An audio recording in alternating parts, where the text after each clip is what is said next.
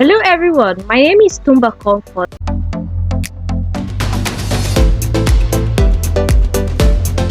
So today I'm going to be showing you how you can rename your Google spreadsheet.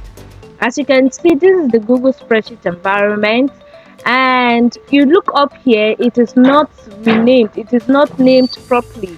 All right, so we are going to click here.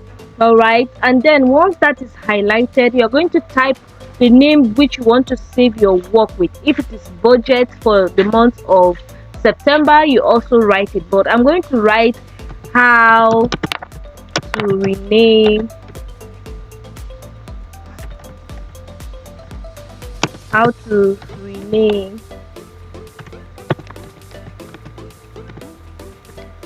your spreadsheet. Okay, so I'll tap enter, and you see it is saved. And one good thing with this Google spreadsheet is that it automatically saves, even though you tap or not. Once you've written that, it automatically saves to your Google Drive. All right, so that is how to rename your Google spreadsheet.